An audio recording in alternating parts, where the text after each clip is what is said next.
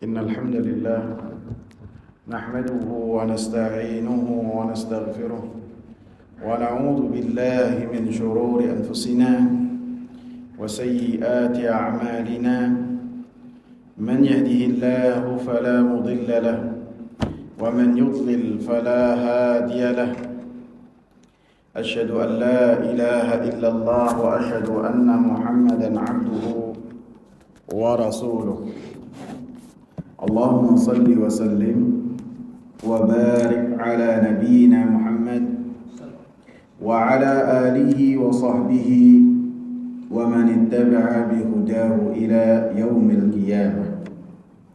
Hadirin jamaah sekalian, kita lanjutkan pembahasan kita yang berkaitan dengan hadis Al-Arba'in An-Nawawiyah nomor yang ke-30. An Abi Tha'labah Al-Hushani Jurthum ibn Nashir radhiyallahu anhu an Rasulillah sallallahu alaihi wasallam.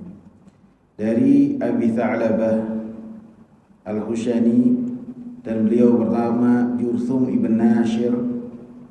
Semoga Allah subhanahu wa ta'ala meridainya, dari Rasulullah sallallahu alaihi wasallam, bahwasanya Rasulullah sallallahu alaihi wasallam berkata, Inna Allaha farada fara'idha fala tudayyi'uha. Sesungguhnya Allah subhanahu wa ta'ala mewajibkan perkara-perkara yang wajib, fala tudayyi'uha, maka janganlah kalian menyia-nyiakan perkara tersebut yang wajib. Wa hadda hududan fala ta'taduha, dan Allah subhanahu wa ta'ala memberikan batasan-batasan, maka kalian jangan melewati batasan-batasan tersebut. Wa harrama asya'a fala tantahikuha, dan Allah subhanahu wa ta'ala mengharamkan beberapa hal dan perkara, fala tantahikuha, maka janganlah kalian melakukannya dan melanggarnya. Wasakata an asya'a rahmatan lakum ghaira nisyanin fala tabhathu anha, dan Allah subhanahu wa ta'ala mendiamkan tentang perkara-perkara yang tidak dibahas, rahmatan lakum, karena itu adalah rahmat untuk kalian, yang sifatnya keringanan untuk kalian. Allah subhanahu wa ta'ala tidak membahas hal tersebut bukan karena lupa. Fala tabhathu anha, jangan kalian membahas tentang hal tersebut. Hadis ini dikatakan oleh Al-Imam Ad-Darqutni sebagai hadis yang hasan.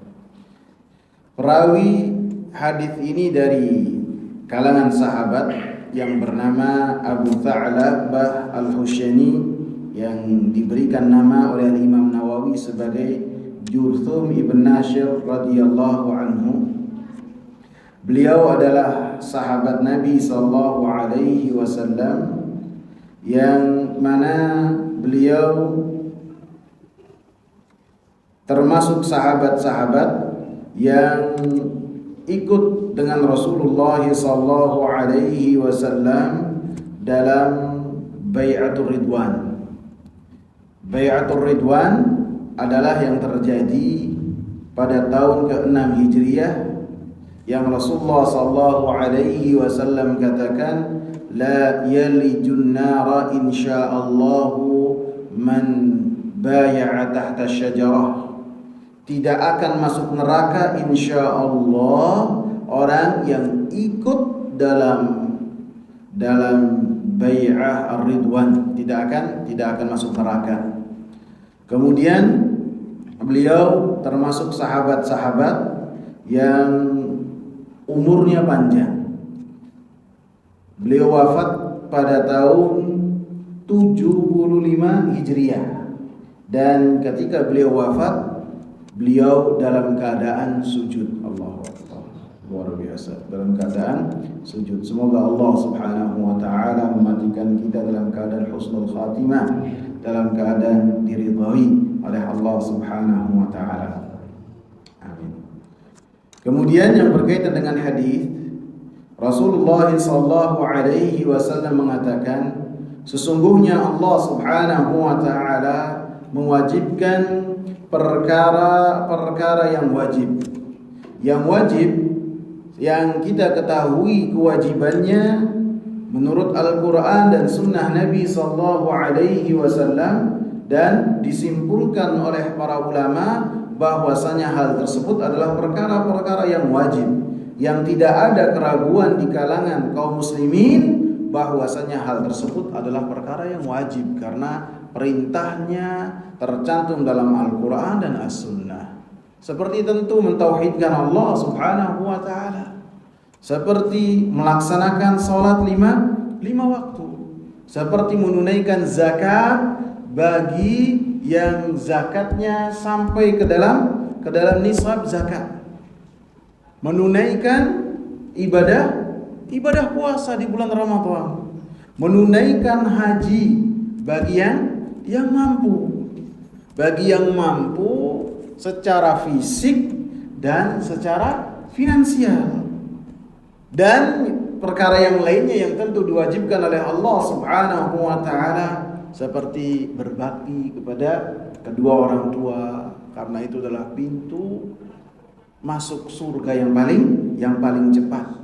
Allah Subhanahu wa taala senantiasa iringkan antara mentauhidkan Allah dengan berbakti kepada kedua orang tua dalam banyak ayat. Dan perkara yang wajib yang lainnya, silaturrahim. Silaturrahim itu kita menjalin hubungan dengan orang yang masih satu rahim dengan kita, yang masih memiliki kekerabatan dengan kita. Itu silaturrahim. Rasulullah sallallahu alaihi wasallam mengatakan, la yadkhulul jannata qati'un.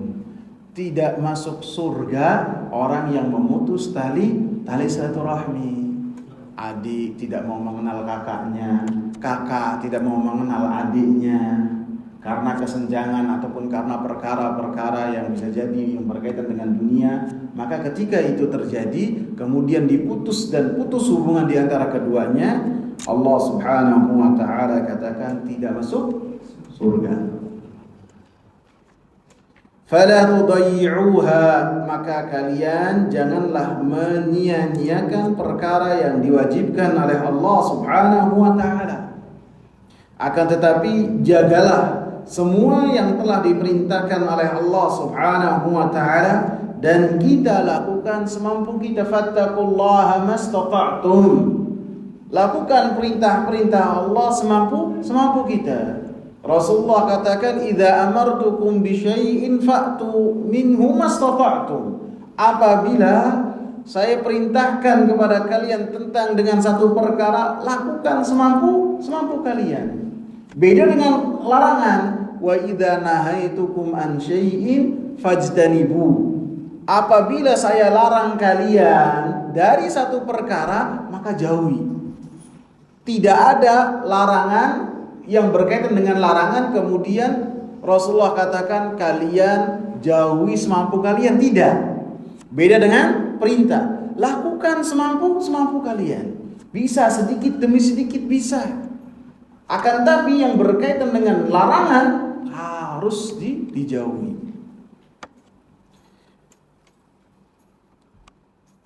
Wa hadda hududan fala ta'taduha. Dan Allah Subhanahu wa ta'ala memberikan batasan-batasan, maka janganlah kalian melewati batasan-batasan tersebut. Batasan-batasan yang Allah Subhanahu wa ta'ala tetapkan, yaitu yang berkaitan dengan perkara-perkara yang wajib, yang tidak boleh seseorang meninggalkannya, dan perkara-perkara yang haram yang Allah Subhanahu wa ta'ala tetapkan dalam Al-Quran dan dalam Sunnah Nabi sallallahu alaihi wasallam. Maka itu adalah batasan-batasan yang seseorang tidak boleh untuk mendekatinya. Tidak boleh. Yang telah diperintahkan oleh Allah itu adalah batasan, kita harus mengetahui hal tersebut sehingga kita tidak boleh meninggalkannya. Dan sesuatu yang dilarang kita pun mengetahuinya sehingga kita tidak mendekat terhadap larangan-larangan tersebut. Sehingga dalam banyak ayat Allah Subhanahu wa taala ketika membahas yang berkaitan dengan hukum-hukum puasa, hukum-hukum yang berkaitan dengan makan, minum, yang berkaitan dengan i'tikaf, maka Allah Subhanahu wa taala tutup yang berkaitan dengan pembahasan tersebut dengan mengatakan tilka hududullahi fala taqrabuha. Janganlah, itu adalah batasan-batasan yang telah Allah Subhanahu wa taala tetapkan.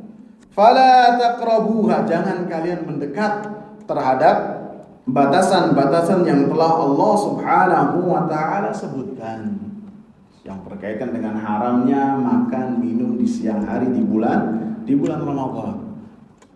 Dalam surat Al-Baqarah Allah Subhanahu wa taala menyebutkan juga tentang batasan-batasan yang telah Allah Subhanahu wa taala bataskan.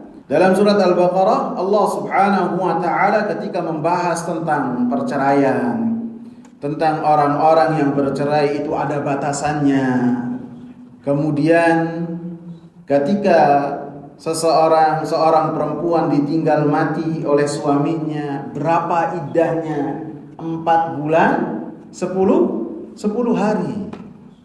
Ketika ditinggal mati oleh suami, maka iddahnya 4 bulan 10 hari. Sebagian orang menyamakan ketika ditinggal mati oleh suami disamakan dengan cerai, yang cerainya itu terjadi karena talak di antara suami istri. Maka itu beda. Maka ketika Allah Subhanahu wa taala membahas tentang batasan-batasan tersebut, Allah Subhanahu wa taala katakan tilka hududullah, itu adalah batasan-batasan yang Allah Subhanahu wa taala sebutkan. Fala ta'taduha, maka kalian jangan melewati batasan tersebut. Begitu juga di dalam surat An-Nisa ayat yang ke-13. Setelah Allah Subhanahu wa taala menyebutkan tentang waris secara detail, Allah Subhanahu wa taala katakan tilka hududullahi, itu adalah batasan-batasan yang telah Allah Subhanahu wa taala tentukan. Wa man yuti'illaha wa rasulahu yudkhilhu jannatin tajri min tahtiha al-anharu khalidina fiha wa dzalikal fawzul 'adzim. Dan siapa yang taat kepada Allah, taat kepada Rasulnya, maka Allah masukkan dia ke dalam surga yang mengalir di bawahnya sungai-sungai selama-lamanya di dalamnya. Dan itu adalah kemenangan yang besar. Wa man ya'sillaha wa rasulahu wa yata'adda hududahu yudkhilhu naran khalidan fiha wa lahu 'adzabun muhin. Dan siapa yang bermaksiat kepada Allah dan Rasulnya, kemudian dia melanggar batasan-batasan yang telah Allah Subhanahu wa taala tentukan, maka Allah Subhanahu wa taala akan masukkan dia ke dalam api neraka, khalidan fiha, selama-lamanya dia di dalamnya, walahu adzabun muhin, dan baginya ada azab yang sangat pedih. Dan dalam ayat lain juga dalam surat At-Taubah ayat yang 112 disebutkan juga yang berkaitan dengan batasan-batasan. Artinya batasan-batasan yang Allah Subhanahu wa taala sebutkan dalam Al-Qur'an, terkadang yang berkaitan dengan apa yang diharamkan, terkadang yang berkaitan dengan hukum-hukum, dan terkadang berkaitan dengan penjelasan hukum secara terperinci, sehingga para ulama mengatakan batasan-batasan yang tercantum dalam hadis wa hadda hududan fala ta'taduha, dan Allah Subhanahu wa taala telah menetapkan batasan-batasan, maka kalian jangan melewatinya, jangan melampauinya. Artinya semua yang diwajibkan oleh Allah, hukum-hukum, semua yang diharamkan oleh Allah.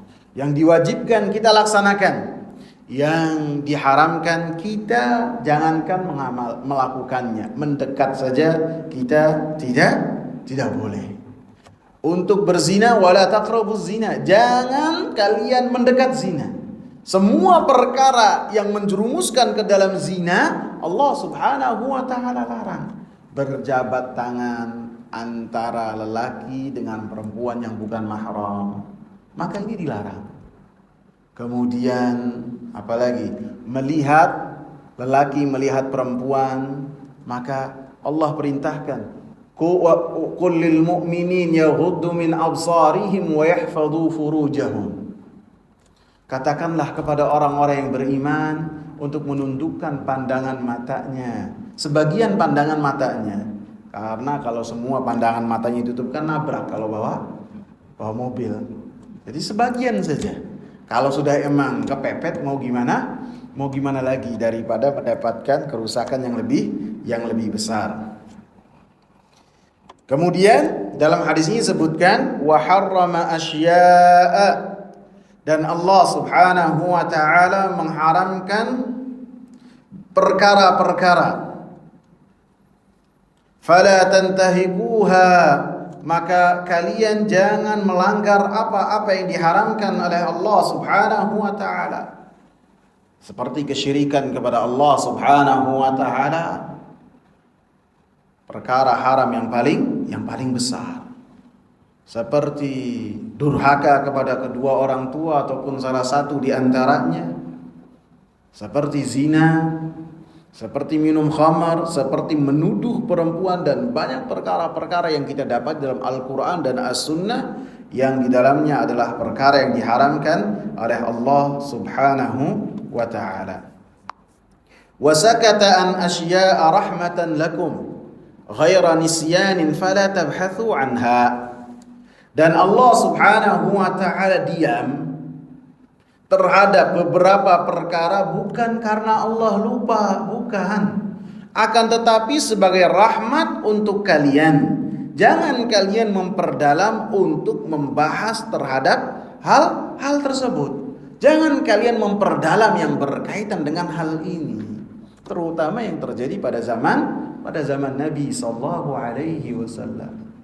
Rasulullah sallallahu alaihi wasallam di akhir hayatnya Allah katakan la tas'alu an asya'a in tubdalakum tasukum.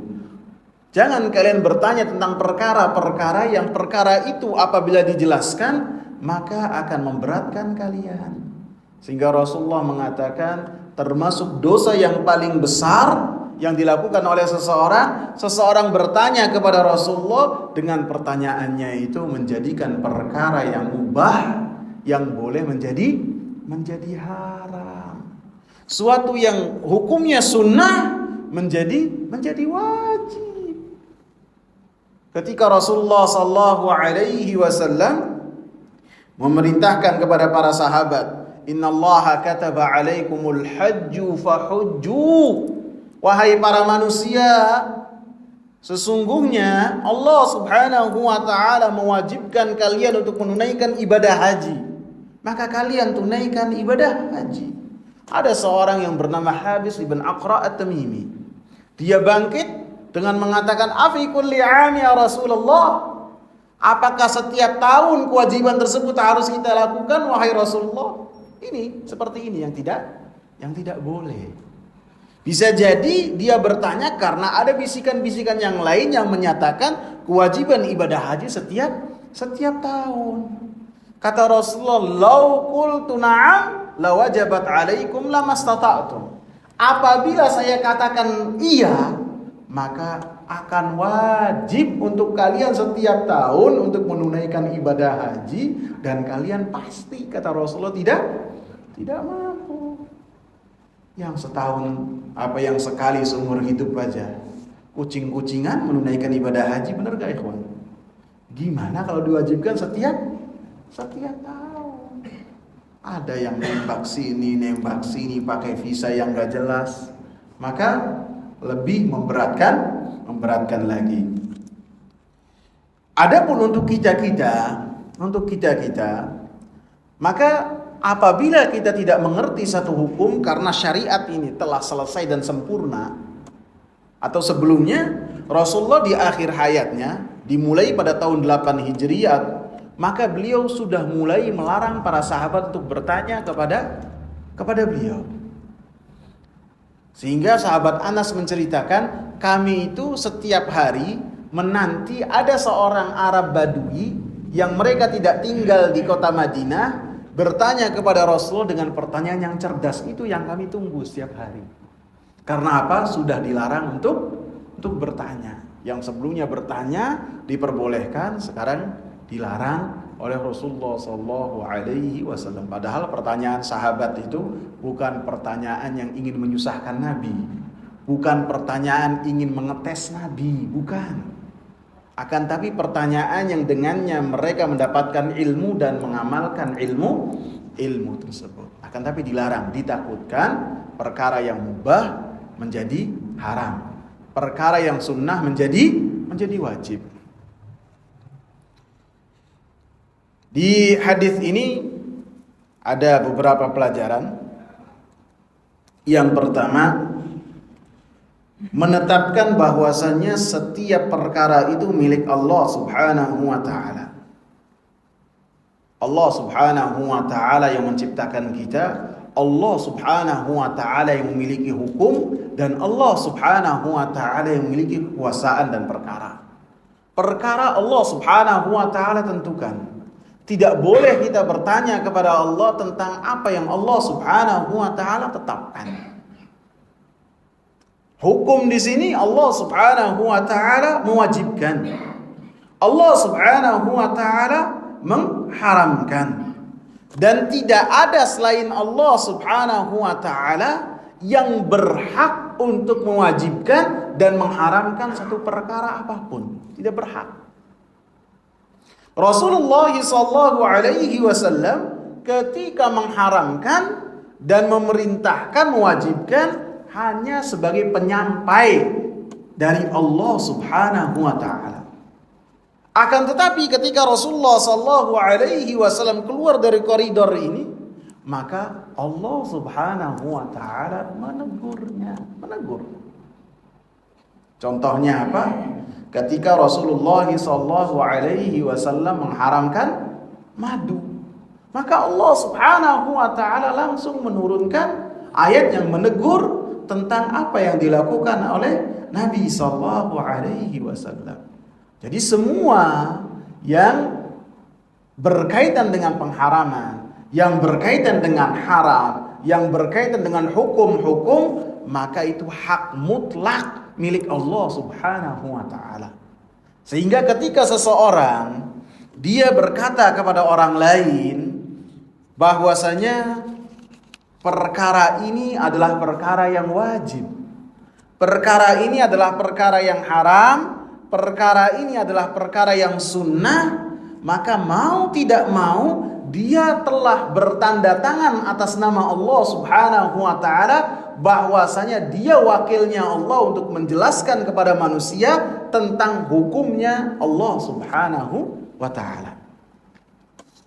Sehingga Al-Imam Ibnul Qayyim rahimahullah, beliau memiliki satu kitab yang sangat fenomenal sekali yang berkaitan dengan orang yang menjawab hukum. Beliau mengatakan beliau memberikan judul dalam kitabnya I'lamul Muwaqqi'in an Rabbil Alamin. Orang-orang yang mereka berfatwa atas nama Allah Subhanahu wa taala, berfatwa itu menjawab, tidak harus ustaz. Terkadang kita dalam majelis aja hukumnya gini. Oh, hukumnya ini haram, ini halal, ini wajib.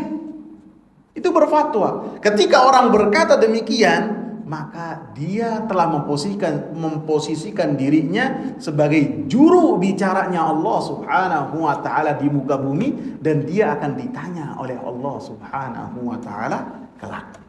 Akan ditanya oleh Allah. Apakah ketika menjawab itu ada dalil ataukah tidak? Sehingga termasuk dosa yang paling besar di atas kesyirikan kepada Allah Subhanahu wa taala ketika seseorang berdusta dan berkata atas nama Allah Subhanahu wa taala tanpa dasar ilmu. Tanpa dasar ilmu.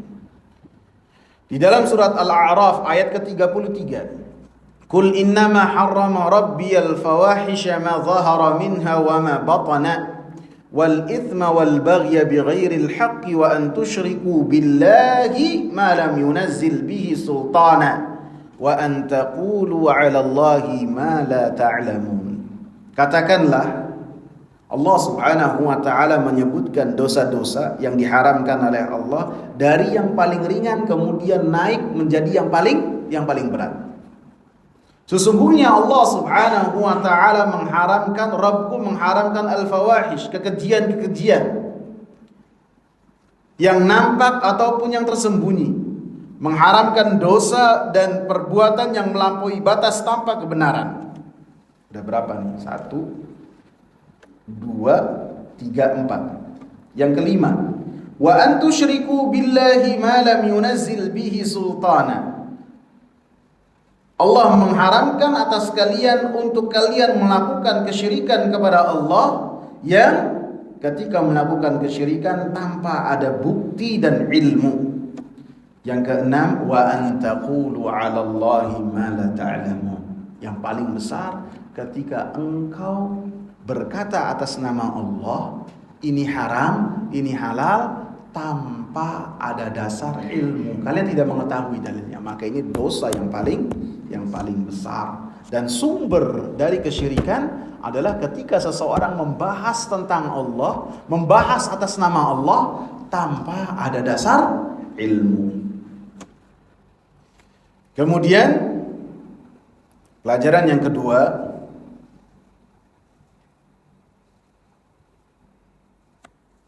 bahwasanya agama Islam terbagi di dalam perkara-perkara yang wajib dan perkara-perkara yang diharamkan, dan ditambahkan perkara-perkara yang mubah.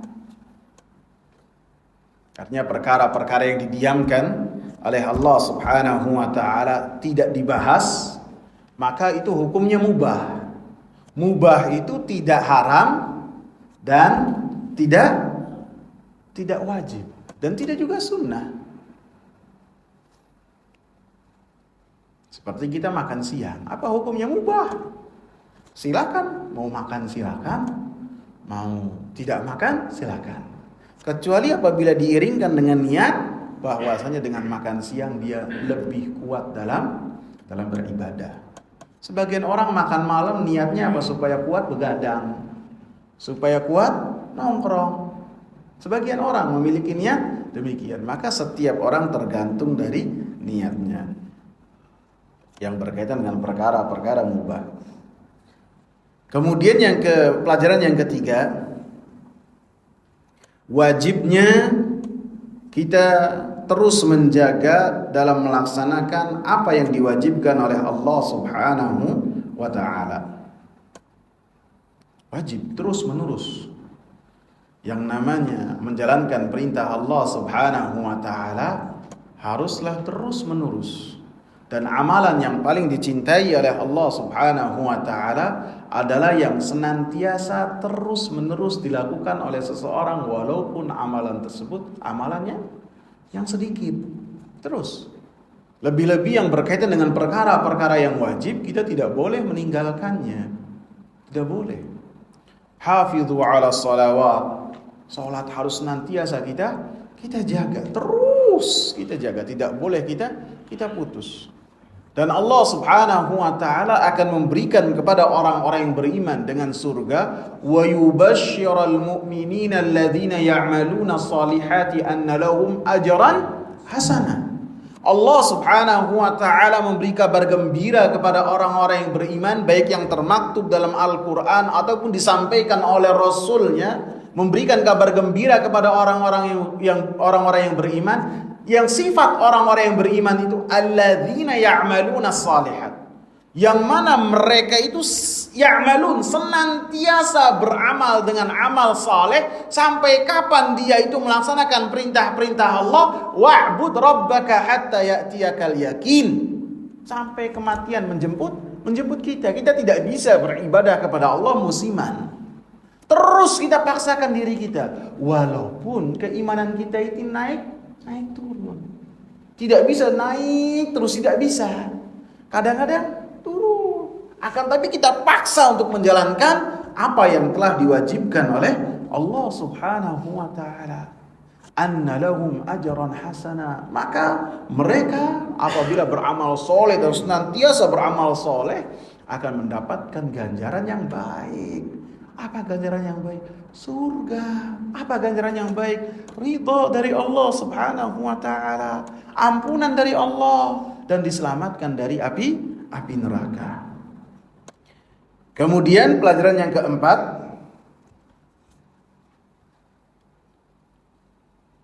bahwasanya Allah Subhanahu wa taala telah menetapkan batasan-batasan. Bahwasanya batasan-batasan tersebut adalah batasan yang jelas. Yang wajib jelas, yang haram jelas, yang sunnah jelas, yang makruh jelas. Jelas. Seperti yang dalam hadis yang sudah kita bahas ketika kita masih di masjid sana ya. Innal halala bayyinun wa innal harama bayyinun. Yang namanya halal, perkara-perkara yang halal yang boleh untuk kita makan itu sudah jelas. Yang haram jelas, yang wajib jelas. Tidak ada kesamar-samaran. Mungkin ada kesamar-samaran, tapi bukan penuntut ilmu, bukan untuk ulama. Untuk orang yang belajar dan bertanya kepada ahli ilmu, apabila dia tidak mengerti, bertanyanya bukan dalam majelis anak muda ataupun yang tidak ada ustadz di dalamnya, ataupun bukan hanya di grup WhatsApp yang di dalamnya tidak ditanggapin oleh ustadz, dia datang ke majelisnya ustadz bertanya tentang perkara-perkara yang dia tidak paham.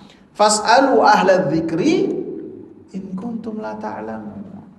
Kalian bertanya kepada ahli ilmu yang mereka mengetahui mana yang halal, mana yang haram, mana yang diwajibkan oleh Allah Subhanahu wa taala. Yang kelima yang sangat jelas dari hadis Abi Tha'labah, haramnya untuk melewati batasan-batasan Allah Subhanahu wa taala. Fala ta'taduha, maka jangan kalian melewatinya. Allahu akbar.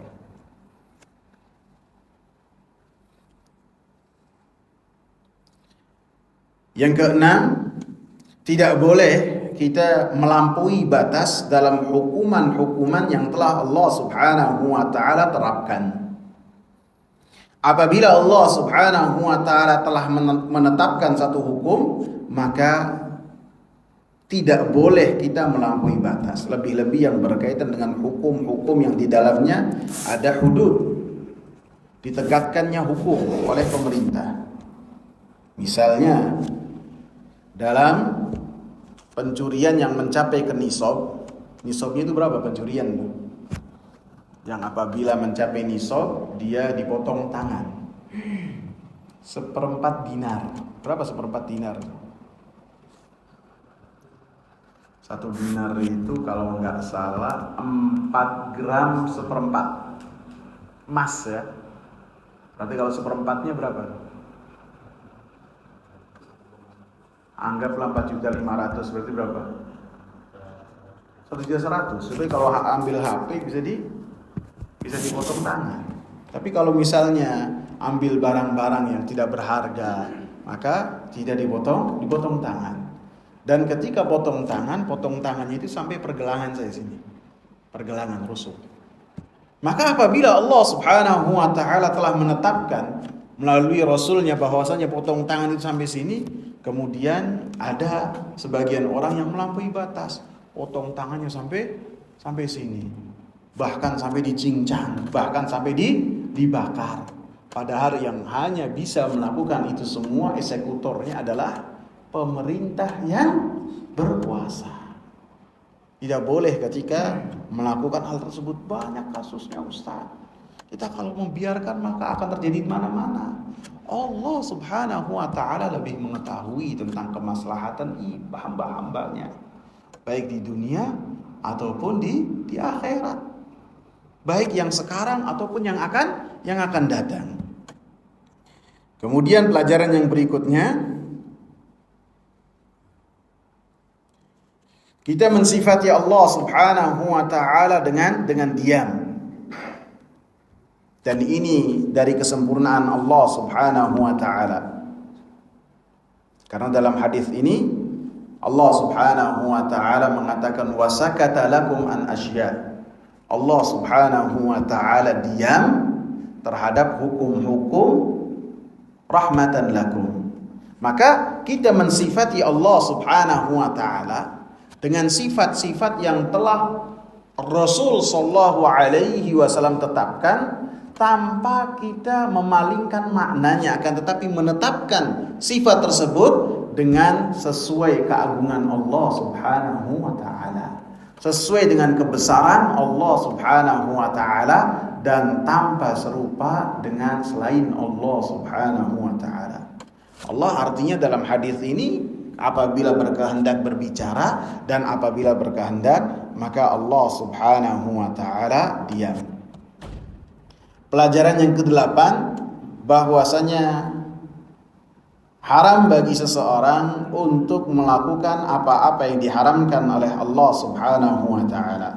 Karena dalam hadis ini Rasulullah sallallahu alaihi wasallam mengatakan, harrama asya'a fala tantahikuha. Allah Subhanahu wa ta'ala mengharamkan beberapa hal, maka janganlah kalian melakukannya dan janganlah kalian menerjangnya. Pelajaran yang ke-9, bahwasanya apa yang didiamkan oleh Allah Subhanahu wa ta'ala, maka tidaklah Allah Subhanahu wa ta'ala wajibkan hal tersebut, dan tidaklah Allah Subhanahu wa ta'ala larang hal tersebut, yakni yang berkaitan dengan muamalah, yang berkaitan dengan hukum-hukum. Apabila Allah Subhanahu wa ta'ala diam terhadap hal tersebut, Rasulullah sallallahu alaihi wasallam diam, maka perkara tersebut adalah perkara yang boleh dalam muamalah, dalam hukum. Akan tetapi seperti dicontohkan yang berkaitan dengan membahas apakah boleh kita mencukur bulu yang ada di tangan ini, boleh ataukah tidak, Rasulullah diam. Allah tidak membahasnya, maka silakan. Mau melakukan silakan, mau tidak silakan.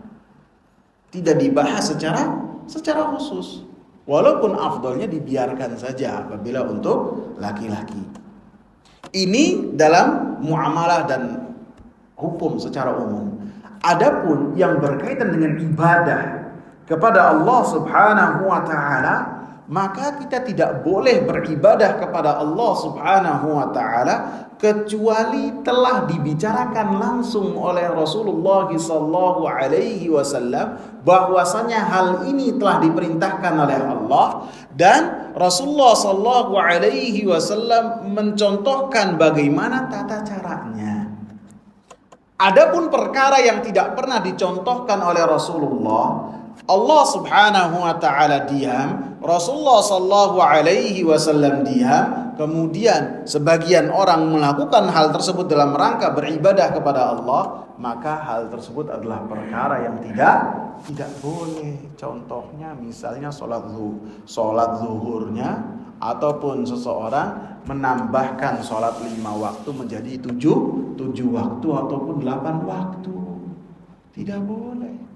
Karena penambahan demikian tidak dibahas oleh Allah, tidak dibahas oleh Rasulullah. Bahkan siapa yang melakukannya, Rasul jamin amalannya ditolak oleh Allah Subhanahu wa ta'ala. Pelajaran yang berikutnya, pelajaran yang keberapa ikhwan? 10 ya. Pelajaran yang ke-10, bahwasanya kita tidak boleh terlalu mendalam terhadap perkara-perkara yang didiamkan oleh Allah Subhanahu wa ta'ala dan didiamkan oleh Rasul sallallahu alaihi wasallam. Apabila Allah subhanahu wa ta'ala dan Rasulnya diam saja dalam perkara ini dan tidak membahasnya, maka kita tidak membahas tentang hal-hal tersebut.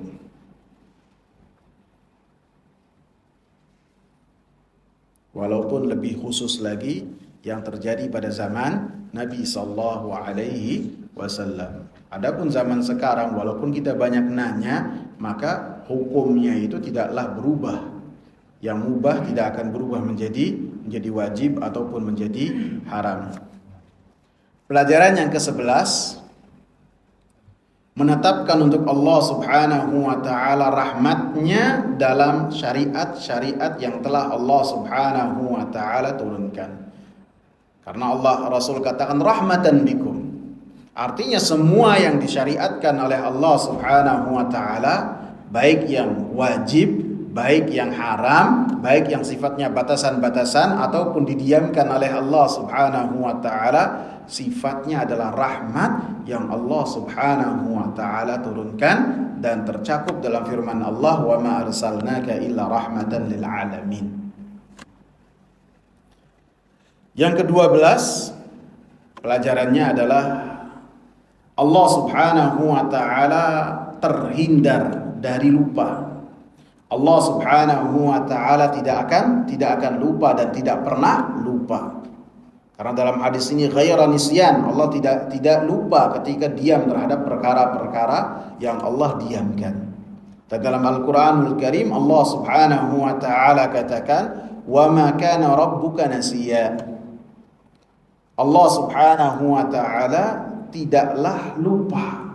Bahkan permasalahan-permasalahan yang di dalamnya ada kebaikan, maka Allah subhanahu wa ta'ala syariatkan. Terkadang para sahabat mereka bertanya kepada Rasul sallallahu alaihi wasallam, sehingga dengannya mereka bertanya kepada Rasul sallallahu alaihi wasallam, kemudian menjadi satu hukum yang hukum tersebut akan menjadi pembahasan sampai akhir zaman. Sehingga setiap permasalahan apa saja walaupun sifatnya baru terjadi pada zaman kita, maka apabila kita tanyakan kepada para ulama akan mendapati jawaban. Karena semuanya telah disyariatkan oleh Allah. Apa yang terjadi sekarang dan yang akan datang, Allah subhanahu wa ta'ala mengetahuinya sebelum ini semua terjadi. Kemudian dalam pelajaran yang terakhir, bagusnya cara Nabi sallallahu alaihi wasallam menyampaikan ilmu. Artinya ketika Nabi sallallahu alaihi wasallam menyampaikan ilmu dengan susunan yang sangat rapih dan jelas, sehingga ketika orang yang mendengar dan membacanya maka akan langsung memahami apa yang dimaksudkan oleh Nabi sallallahu alaihi wasallam. Yang pertama membahas tentang yang wajib, yang kedua membahas tentang batasan-batasan, yang ketiga yang membahas tentang perkara-perkara yang haram, kemudian yang keempat yang membahas tentang perkara-perkara yang mubah. Dijelaskan oleh Rasulullah secara gamblang dan ketika menyampaikannya sangat singkat tapi padat, dan ini termasuk mukjizat yang dimiliki oleh Rasulullah sallallahu alaihi wasallam ketika bertutur kata. Apa yang dikatakan oleh Nabi sallallahu alaihi wasallam singkat, padat dan memiliki makna yang sangat dalam. Semoga bermanfaat. Subhanakallahumma bihamdika asyhadu an la ilaha illa anta astaghfiruka wa atubu ilaik. Assalamualaikum warahmatullahi wabarakatuh.